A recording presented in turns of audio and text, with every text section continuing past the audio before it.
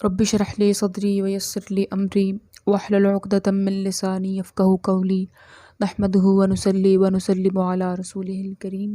اما بعد فاعوذ باللہ من الشیطان الرجیم بسم اللہ الرحمن الرحیم۔ ناظرین، پچھلی ویڈیو میں وضو کی اہمیت اور اس کی فضیلت بیان کی تھی۔ اس کو مزید آگے بڑھاتے ہوئے وضو کے ساتھ مسواک کرنے کی اہمیت اور فضیلت کے سلسلہ میں چند روایات پیش کرتی ہوں۔ چنانچہ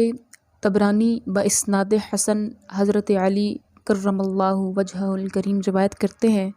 کہ حضور اقدس صلی اللہ علیہ وآلہ وسلم نے فرمایا، اگر یہ بات نہ ہوتی کہ میری امت پر شاق ہوگا یعنی مشکل ہوگی، تو میں ان کو ہر وضو کے ساتھ مسواک کرنے کا امر فرما دیتا، یعنی مسواک کرنا فرض کر دیتا، اور بعض روایتوں میں لفظ فرض بھی آیا ہے۔ اسی طرح طبرانی کی ایک اور روایت میں ہے کہ سید عالم صلی اللہ علیہ وآلہ وسلم جب کسی نماز کے لیے تشریف نہ لے جاتے جب تک مسواک نہ فرما لیتے، یعنی اس وقت تک نماز کے لیے تشریف نہ لے جاتے جب تک وہ مسواک نہ فرما لیتے تھے۔ اسی طرح صحیح مسلم میں حضرت عائشہ رضی اللہ تعالی عنہا روایت کرتی ہیں کہ حضور اکرم صلی اللہ علیہ وآلہ وسلم باہر سے جب گھر میں تشریف لاتے تو سب سے پہلے مسواک فرماتے۔ ناظرین، امام احمد ابن عمر رضی اللہ تعالی عنہما روایت کرتے ہیں کہ رسول اللہ صلی اللہ علیہ وآلہ وسلم نے فرمایا کہ مسواک کا التزام رکھو کہ وہ منہ کی صفائی اور رب تعالی کی رضا کا سبب ہے۔ اسی طرح ایک اور حدیث شریف میں ابو نعیم جابر رضی اللہ تعالیٰ عنہ سے روایت ہے، رسول اللہ صلی اللہ علیہ وآلہ وسلم نے فرمایا کہ 2 رکعتیں جو مسواک کر کے پڑھی جائیں ان 70 رکعتوں سے افضل ہے جو بغیر مسواک کیے وضو کے ساتھ پڑھی جاتی ہیں۔ ناظرین، مشکات شریف میں حضرت عائشہ رضی اللہ تعالیٰ عنہا روایت کرتی ہیں کہ 10 چیزیں فطرت سے ہیں، یعنی ان کا حکم ہر شریعت میں تھا، اور وہ یہ ہے کہ مونچھیں کاٹنا، داڑھی بڑھانا، مسواک کرنا، ناک میں پانی ڈالنا، ناخن تراشنا، استنجا کرنا اور کلی وغیرہ کرنا، اور اس کے ساتھ چند اور۔ ناظرین، حضرت علی کرم اللہ وجہہ الکریم سے مروی ہے کہ رسول اللہ صلی اللہ علیہ وآلہ وسلم نے فرمایا، بندہ جب مسواک کر لیتا ہے اور پھر نماز کے لیے کھڑا ہوتا ہے تو فرشتہ اس کے پیچھے کھڑا ہو کر قرات سنتا ہے اور پھر اس کے قریب ہوتا ہے یہاں تک کہ اپنا منہ اس کے منہ پہ رکھ دیتا ہے۔ ناظرین، مشائخ عظام فرماتے ہیں کہ جو شخص مسواک کا عادی ہو مرتے وقت اسے کلمہ پڑھنا نصیب ہوگا، اور جو افیون کھاتا ہو یا اس کا عادی ہو تو مرتے وقت اس کو کلمہ نصیب نہیں ہوگا۔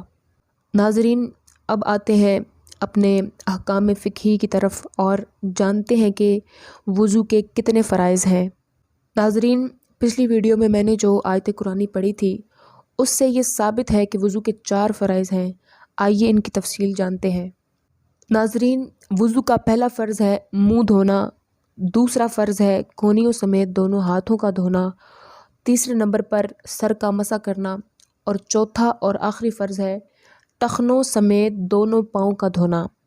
ناظرین، تفصیل میں جانے سے پہلے ایک بات کو ذہن میں رکھیں کہ کسی عضو کے دھونے کے یہ معنی ہے کہ اس عضو کے ہر حصہ پر کم سے کم 2 بوند پانی بہہ جائے۔